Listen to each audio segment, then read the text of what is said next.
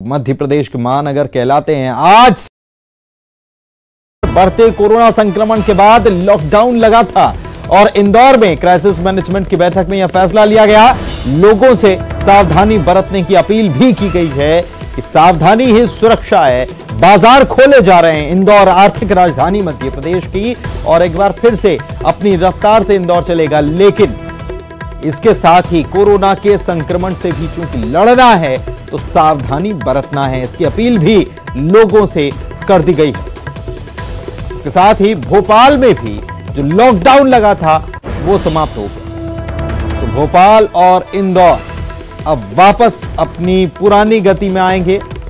आज से सभी बाजार यहां पर खुल जाएंगे, लेकिन साथ ही साथ लोगों से अपील की गई है सावधानी बरतें, ध्यान रखें, संक्रमण का भी ध्यान रखें। रफ्तार, आर्थिक रफ्तार बढ़ानी जरूरी है, उसे चलाना जरूरी है, लेकिन साथ ही साथ सावधानी बरतना बेहद जरूरी है।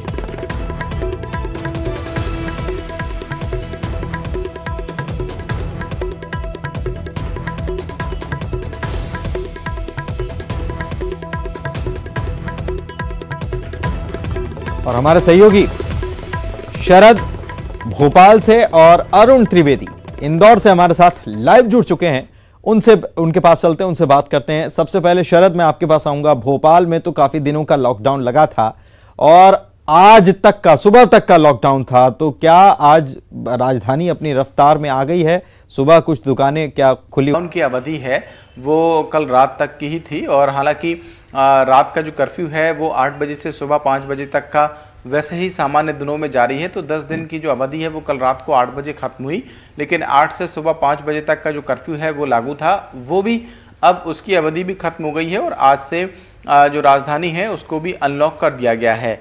तो आज से जो मार्केट है, उम्मीद की जा रही है उनका वक्त लगभग 10 से 10:30 बजे के आसपास में जो दुकानें हैं वो खुलने का सिलसिला शुरू होता है। तो जब अनलॉक हो गया है तो फिर वो दुकानें भी खुलना शुरू हो जाएंगी। सुबह के वक्त में ज़्यादातर दूध, फल, सब्जी की जो दुकानें हैं वो खुलती हैं और वो आमतौर पर जब लॉकडाउन था 10 दिन का तब भी खुल रही थी, क्योंकि उनको सरकार ने दुकानें खोलने की छूट दी थी। तो मार्केट जब खोलेंगे तो करीब 10:30 बजे या 10 बजे के आसपास में ये नज़ारा दिखेगा कि किस तरीके से राजधानी की जो रफ्तार है फिर से शुरू हो गई है। 10 दिन का लॉकडाउन भले खत्म हो गया हो, और कल ही गृह मंत्री नरोत्तम मिश्रा ने यह भी साफ कर दिया था कि अभी हाल फिलहाल में लॉकडाउन को बढ़ाने का कोई विचार नहीं है, लेकिन जो मरीजों की संख्या लगातार बढ़ रही है वो कहीं ना कहीं अभी भी चिंता का सबब बनी हुई है। क्योंकि अगर हम मध्य प्रदेश के संदर्भ में देखें तो करीब 34,000 से ज़्यादा टोटल केसेस हो गए हैं। उसका करीब 60% से ज़्यादा हिस्सा, 62% के आसपास का जो हिस्सा है वो केवल 5 शहरों में ही है। हिस्से से मतलब मैं मरीजों की संख्या के बारे में कह रहा हूँ कि मरीजों की संख्या सिर्फ 5 शहरों में ही ज़्यादा है। 4 तो जो महानगर हैं, भोपाल, इंदौर, ग्वालियर, जबलपुर, और एक बड़वानी जो जिसका बॉर्डर कहीं ना कहीं महाराष्ट्र से लगता है। तो इन जो शहर हैं वहाँ पर मरीजों की संख्या बढ़ रही है, सबसे ज़्यादा मरीज हैं। फिर भी जो लॉकडाउन है उसकी एक अवधि तक ही बंद किया जा सकता है, क्योंकि इसको लेकर भी कई सारे सवाल खड़े हुए कि कब तक आखिरकार किया जाएगा। तो भले ही अनलॉक हो गया हो, लेकिन लोगों से अपील यही है कि वो पूरी सावधानी रखें, भीड़ न लगाएं। हालांकि सरकार ने जो गाइडलाइन जारी की हैं उसके बारे में ये कहा है कि जो भी गाइडलाइन है उसका सख्ती से पालन करना होगा। इसके तहत कुछ जिम्मेदारियां तय की गई हैं। मसलन अगर कोई दुकानदार है तो उसको खुद ही ये सुनिश्चित करना होगा कि उसकी दुकान के सामने भीड़ न लगे, 5 लोगों से ज़्यादा एक बार में खड़े ना हो, बिना मास्क लगाए अगर कोई भी बाहर निकलता है तो फिर उसके खिलाफ चालान की कार्रवाई की जाएगी। मुख्यमंत्री ने खुद ही यहाँ तक कि अपने मंत्रियों से भी ये कह दिया था कि उनको भी ये सुनिश्चित करना होगा कि चाहे विधायक हो, चाहे सांसद हो, कोई भी हो, वो मास्क लगाकर ही रखें। तो इस तरीके की गाइडलाइन है, उनका पालन जो है कराया जा रहा है। लेकिन लोगों को बेहद जागरूक होने की ज़रूरत है, भले ही आज से राजधानी के बाजार अनलॉक हो गए हों। बिल्कुल, लोगों को जागरूक होने की जरूरत है। बात कर लेते हैं आर्थिक राजधानी की, इंदौर की बात कर लेते हैं। अरुण हमारे सहयोगी जुड़े हुए हैं। अरुण, इंदौर आर्थिक राजधानी कहा जाता है, यहाँ रफ्तार बड़ी तेज होती है यहाँ की। ऐसे में आज से इंदौर भी खुल रहा है, बाजार पूरी तरह से खुल जाएंगे। क्या सावधानियां बरती जा रही हैं? जो बैठक में फैसला लिया गया तो क्या तय किया गया कि कैसे मॉनिटर किया जाएगा? इंदौर हालांकि अभी तक अब तो दूसरे नंबर पर, लेकिन इसके पहले पायदान पर चल रहा था।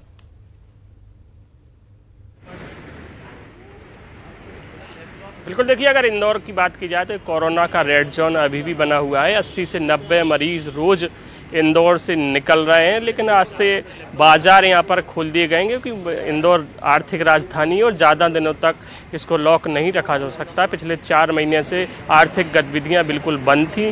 धीरे धीरे अभी कुछ बाज़ार थे जो जोन 1 के बाज़ार थे उनको लेफ़्ट राइट फार्मूले के आधार पर खोला गया था, और कुछ बाज़ार थे जो जोन 2 के बाज़ार थे उनको पूरी तरह से खोल दिया गया था। लेकिन आज से पूरी आर्थिक राजधानी के जो भी बाज़ार हैं वो सब खोल दिए जाएंगे और इससे अब धीरे धीरे ये राजधानी भी रफ्तार पकड़ेगी। और अगर बात की जाए इंदौर की तो 70% कारोबार है मध्य प्रदेश का वो इंदौर से चलता है, इसलिए इंदौर पर ज़्यादा दबाव था, इसलिए इंदौर को आज से खोल दिया गया। और सुबह से आप देख सकते हैं कुछ दुकानें हैं खुल भी गई हैं, लोग भी यहाँ पर चाय नाश्ते की दुकानों पर पहुँचे हुए हैं, लेकिन मास्क लगाना, सोशल डिस्टेंसिंग का पालन करना, सैनिटाइजर का उपयोग करना, इन सब चीज़ों का खास ख्याल रखना होगा। कोरोना का जो प्रोटोकॉल है उसका पालन ज़रूरी है लोगों के लिए, क्योंकि अभी भी खतरा टला नहीं है। इंदौर में कोरोना का लगातार मरीज़ मिल रहे हैं, 320 मौतें अभी तक हो चुकी हैं। ऐसे में एहतियात बरतने की ज़रूरत है, और जब बाज़ार पूरी तरह से खुलेंगे, भीड़ बढ़ेगी, तो उसमें नगर निगम ने भी हालांकि तमाम इंतज़ाम किए हैं कि लोगों को बताया जाएगा कि वो सोशल डिस्टेंसिंग का पालन करें। ड्रोन कैमरों से भी नज़र रखी जाएगी, एक ड्रोन होगा, अनाउंस करेगा वो पूरे बाज़ारों में कि आप लोग सोशल डिस्टेंसिंग का पालन करिए और कोरोना के प्रोटोकॉल का पालन करिए। इस तरह की तमाम व्यवस्थाएं नगर निगम की तरफ से की गई हैं। साथ ही जिला प्रशासन भी मुस्तैद रहेगा, लेकिन जिस तरह के हालात अभी हैं उस ऐसे में लोगों को ज़्यादा एहतियात बरतने की फ़िलहाल ज़रूरत है। चलिए, बहुत बहुत शुक्रिया आप दोनों का इस जानकारी के लिए। तो भोपाल और इंदौर दोनों के बाज़ार आज से खुलने वाले हैं। लोगों से यही अपील, जो दर्शक हैं उनसे भी यही अपील कि घर से बाहर निकलें, ज़रूरी है तभी निकलिए। दूसरा, सावधानी के साथ निकलिए, मास्क पहनिए, सोशल डिस्टेंस का ध्यान रखिए। आगे बढ़ते हैं। भोपाल से खबर आपको बता दें, वर्चुअल कैबिनेट की बैठक आज होनी है। दरअसल सीएम शिवराज सिंह चौहान तो चिरायू अस्पताल में एडमिट हैं, वे वहाँ पर अपना इलाज करा रहे हैं, लेकिन वहाँ से काम भी कर रहे हैं, और वो मंत्रियों के साथ वीडियो कॉन्फ्रेंसिंग के जरिए दोपहर 4 बजे चर्चा करेंगे। ये कैबिनेट की बैठक होगी 4 बजे।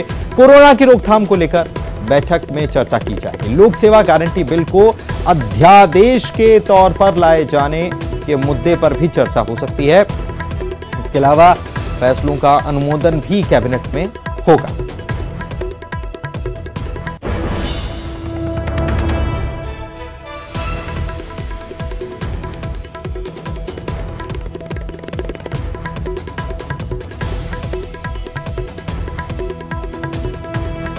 सीएम चिरायू अस्पताल से ही वीडियो कॉन्फ्रेंसिंग के जरिए अपने मंत्रियों से जुड़ेंगे और ये 4 बजे बैठक होगी। शरद हमारे सहयोगी हमारे साथ लाइव जुड़े हुए हैं, उनके पास चलते हैं।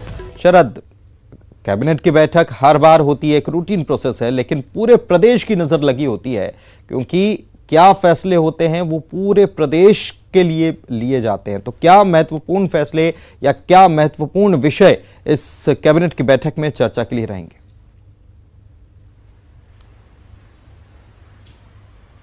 देखिए, आपने बिल्कुल सही कहा है। और जो दूसरी बात आपने साथ में कही थी कि मुख्यमंत्री शिवराज सिंह चौहान दरअसल कोरोना पॉजिटिव हैं, लिहाजा वो अस्पताल में अपना इलाज करा रहे हैं। बावजूद इसके जो काम है, नियमित कामकाज उनके, वो लगातार जारी हैं, चाहे फिर वो बैठकों की बात करें या बैठकों से में भी सबसे महत्वपूर्ण कैबिनेट की बैठक की बात करें। इससे पहले भी मंगलवार को कैबिनेट की बैठक हुई थी और वो भी वर्चुअल कैबिनेट की बैठक हुई थी। पहली वर्चुअल कैबिनेट की बैठक किसी प्रदेश में आयोजित की गई थी, सिर्फ इस वजह से क्योंकि कोरोना का कहर ज़्यादा है और खुद मुख्यमंत्री समेत कुछ मंत्री भी कोरोना पॉजिटिव हैं। आज फिर क्योंकि मंगलवार का जो दिन है वो कैबिनेट के लिए निर्धारित होता है, लिहाजा आज भी कैबिनेट की बैठक होगी।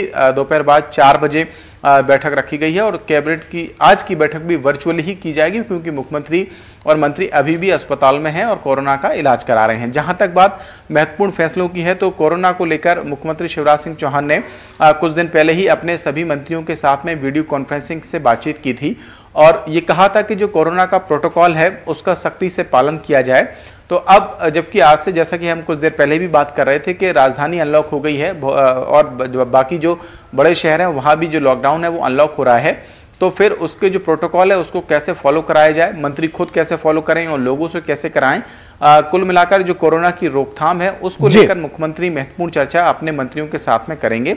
एक दूसरी बात ये, क्योंकि जो सत्र होना था विधानसभा का वो इस बार नहीं हुआ है, लिहाजा उसमें जो बिल आने थे महत्वपूर्ण, वो बिल अब हो सकता है कि अध्यादेश के जरिए लाए जाएं।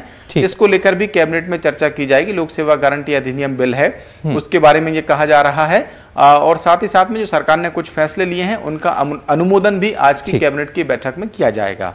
बहुत बहुत शुक्रिया शरद आपका इस जानकारी के लिए। तो कैबिनेट की बैठक में ये तमाम विषय रखे जाएंगे। इधर मध्य प्रदेश की सियासत की अगर बात कर ली जाए तो इन दिनों राम के रंग में रंग गई है। अब कांग्रेस राम मंदिर निर्माण कार्यक्रम के पहले हनुमान चालीसा का पाठ करेगी। इसके निर्देश पीसीसी चीफ कमलनाथ पहले दे चुके हैं। आज कमलनाथ के बंगले पर इस पाठ का आयोजन किया जाएगा। साथ ही साथ कार्यकर्ताओं से, आम लोगों से भी अपील की कि घर पर रहकर करें। इसके अलावा बीजेपी भूमि पूजन की पूर्व संध्या पर हनुमान चालीसा के साथ सुंदरकांड का पाठ करेगी। बीजेपी प्रदेश अध्यक्ष वीडी शर्मा ने अपील की कि आज सभी अपने घरों में दीपक जलाएं।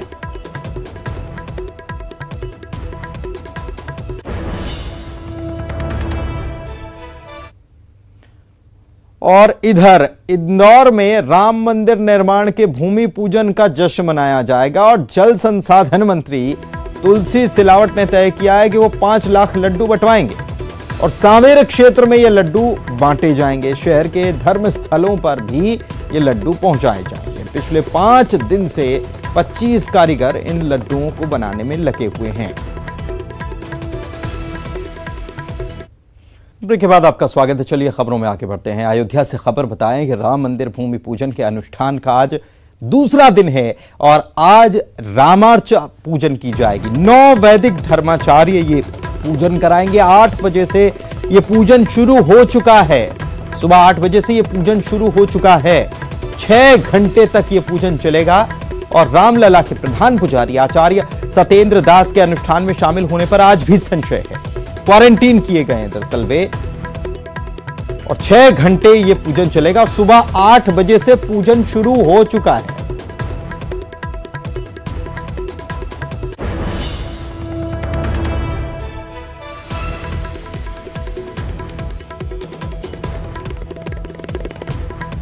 तो आज रामार्चा पूजन चल रही है और 9 वैदिक धर्माचार्य ये पूजन करा रहे हैं। चलिए आगे बढ़ते हैं। राम मंदिर निर्माण के शिलान्यास से पहले अयोध्या के घाट रंग बिरंगी रोशनी से नहा गए हैं। 5 अगस्त को यहां पर राम मंदिर निर्माण के शिलान्यास का कार्यक्रम है। इस कार्यक्रम को लेकर अयोध्या को भव्य रूप दिया जा रहा है।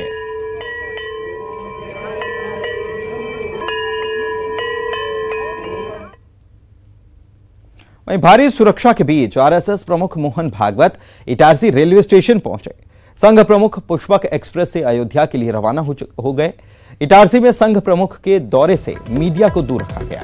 5 अगस्त को अयोध्या में मंदिर निर्माण के शिलान्यास कार्यक्रम में संघ प्रमुख हिस्सा लेंगे। इस कार्यक्रम में पीएम नरेंद्र मोदी भी हिस्सा लेंगे।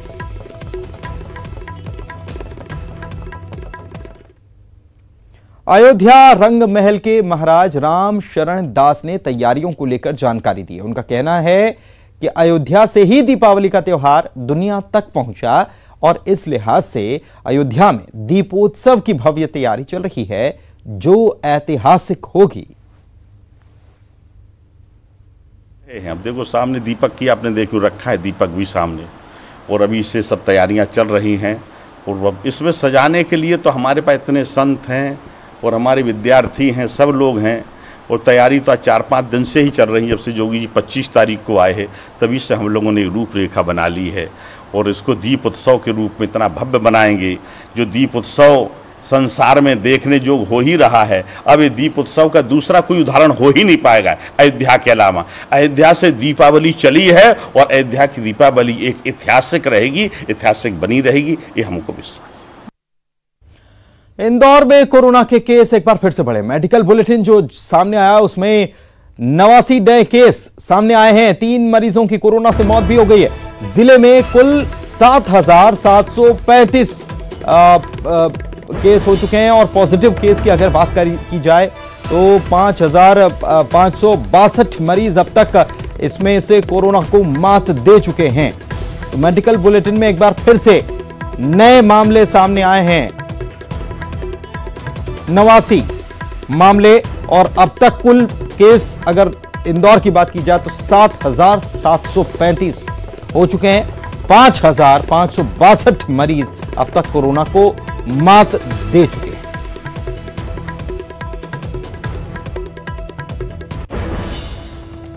इधर भोपाल की अगर बात करें तो यहां से भी कोरोना का कहर देखने को मिल रहा है। प्रदेश के 5 शहरों में ही हैं 65% मरीज। शरद कुछ देर पहले हमारे सहयोगी जो जुड़े थे वो ये बात कह भी रहे थे कि बड़ी संख्या जो है केवल 5 शहरों में है, भोपाल, इंदौर, जबलपुर, ग्वालियर और इसी के साथ बड़वानी, क्योंकि वो महाराष्ट्र से सटा हुआ है, ये बता भी रहे थे वो। और इन 5 शहरों में 6,000 से ज्यादा मरीज है। प्रदेश में कुल मरीजों का आंकड़ा 34,000 को पार कर चुका है और ये 5 शहरों की अगर बात कर ली जाए तो 65% तो यहीं से मरीज है।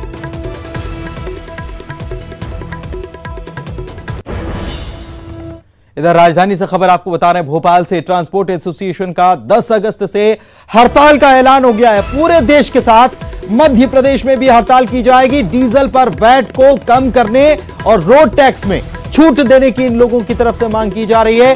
ट्रक ड्राइवर्स को का कोरोना बीमा भी कराए जाने की मांग है। हड़ताल से माल ढुलाई पर बड़ा असर पड़ने की संभावना है।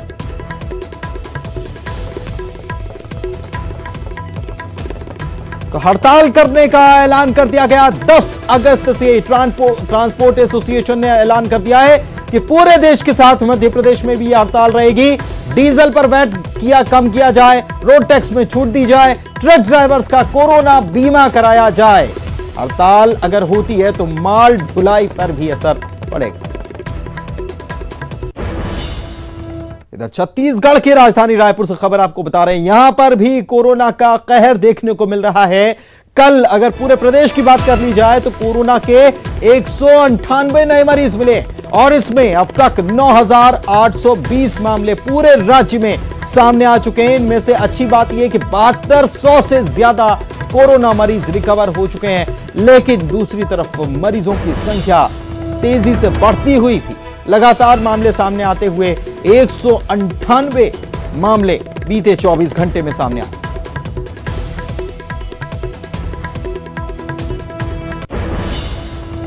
इधर बैतूल से खबर आपको बताएं, यहां पर सतपुड़ा पावर प्लांट प्रबंधन की बड़ी लापरवाही उजागर हुई है। जलाशय में हजारों लीटर ऑयल बहा दिया गया। डैम की मछलियों समेत अन्य जलीय जीवों की इसकी वजह से मौत हो रही है। पहले भी पर्यावरण के प्रति बड़ा ही लापरवाह पावर हाउस प्रबंधन का रवैया रहा है। तस्वीरें देख लीजिए। स्थानीय लोगों ने इस मामले में कार्रवाई की मांग की है और कड़ी कार्रवाई होना भी चाहिए। जलीय जीव जो हैं उनकी जान से सीधा खिलवाड़, उनकी जान ले ली गई। यहां पर पर्यावरण संरक्षकों ने एमपी प्रदूषण नियंत्रण बोर्ड को ये तस्वीरें भी भेजी हैं। अब देखना यह है कि क्या कार्रवाई होती है, क्योंकि जो जलीय जीव हैं उनकी मौत हो गई, इसके साथ ही वो मर रहे हैं और साथ ही साथ पानी भी प्रदूषित हो गया, ऑयल बहा दिया गया।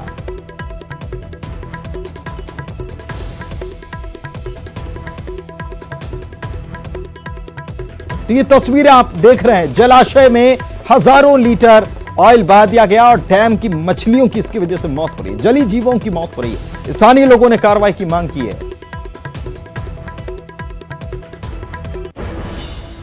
और खबरदार से, जहां पर चोरों के हौसले इस कदर बुलंद हैं कि इन्होंने हनुमान मंदिर को ही निशाना बना लिया। दान पेटी का ताला तोड़ा और रुपए चोरी करके निकल गए। चोरी की यह पूरी वारदात सीसीटीवी में कैद हो गई है। सीसीटीवी के आधार पर अब पुलिस ने इस पूरे मामले में जांच शुरू कर दी है। पीथमपुर की यह घटना आपको बता रहे हैं, जहां पर चोरों ने दान पेटी को निशाना बनाया और दान पेटी को उड़ा कर ले गए ये चोर। हनुमान मंदिर की यह दान पेटी थी और दान पेटी का ताला तोड़ा और चोरी करके रकम ले गए। अब चोरी की ये पूरी वारदात यहां पर सीसीटीवी कैमरा लगा हुआ था, उसमें कैद हो गई है और इसके आधार पर अब पुलिस ने जांच शुरू कर दी है। पुलिस ने उन लोगों का पता लगाना शुरू कर दिया जो इस वारदात में थे। ये पीथमपुर की ये घटना।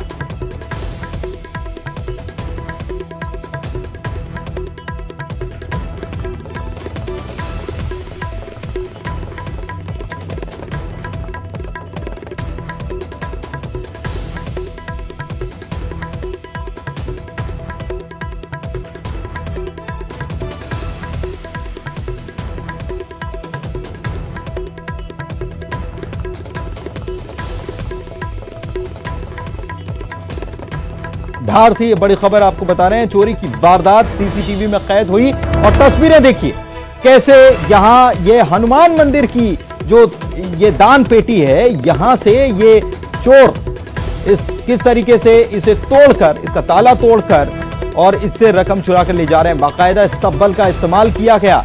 साफ तौर पर अच्छी बात यह है कि यहां साफ तौर पर नजर आ रहा है, पूरी तस्वीर नजर आ रही है, तो बहुत जल्द ये शिकंजे में ये व्यक्ति होगा, क्योंकि बिल्कुल तस्वीर सीसीटीवी में साफ कैद हो गई।